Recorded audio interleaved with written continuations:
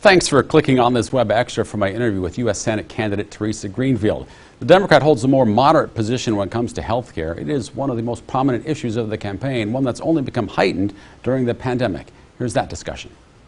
We've seen the strain this coronavirus has put on health care systems where there certainly have been high concentrations of cases. You support expanding the Affordable Care Act to include a public option. Some Democrats argue this pandemic and the impact of unemployment suggests it's time for a single payer system. Why is that the wrong approach? You know, I believe healthcare is a right, it's not a privilege, and we have to work together to create a healthcare system where absolutely every American and every Iowan has access to high quality, affordable healthcare. And I do support expanding and strengthening the Affordable Care Act to make that happen. I believe we have tools there that we can implement that will help with that. But it also has to be coupled with a public option so that absolutely everyone has health care available to them and is not dependent on employer-based care, but rather can buy into or qualify for that public option. I think a public option is not only good for a time like this, but it also will help encourage more entrepreneurship. Folks that may want to start their own small businesses and can't afford a private option can benefit from that public option. I think that will be important for our healthcare system.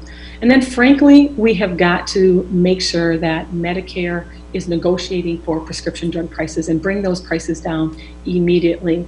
And I'll tell you, this is one of the places Senator Ernst and I disagree. I have taken a pledge not to accept one dime of corporate PAC donations.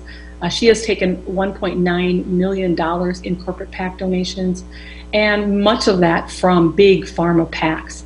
And Iowans can and should draw a direct connection between her unwillingness to stop the gouging, because Iowans are being gouged by pharmaceutical companies for their drug prices. Stop that by allowing Medicare to negotiate for those prescription drug costs. One of the biggest criticisms of the Affordable Care Act is that it hasn't lived up to being affordable for a lot of Americans. You touched on the prescription drug costs. I know you favor the public option, but how else do you get there to make it more affordable? I don't think that alone is it, right?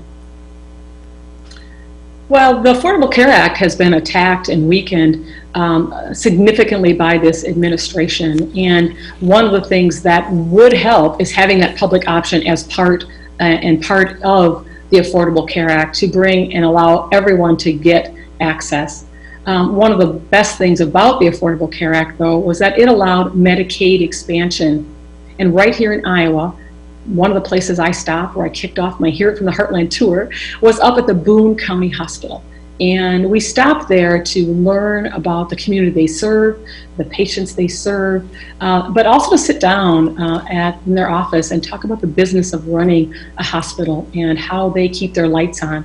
And I'll tell you what, you learn pretty quickly that Medicaid expansion has kept and been a lifeline for rural hospitals here in Iowa and around the country.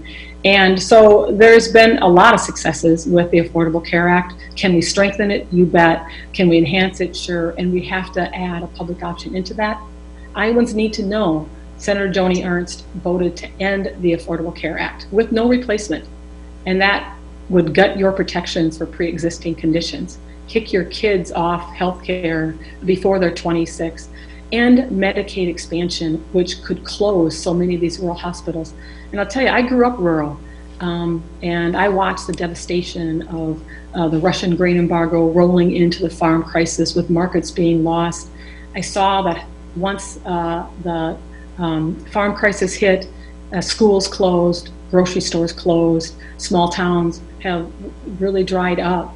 Folks like my parents, they now drive 20, 30 miles to get groceries, to go to their churches and their faith communities, and to get the health care they need. We have got to make sure that we strengthen Medicaid, we strengthen the Affordable Care Act for our rural communities, because if folks end up losing their rural hospital, they might drive 60 miles to get the care they need, or frankly, they might not get it. And that's just unacceptable in our great country.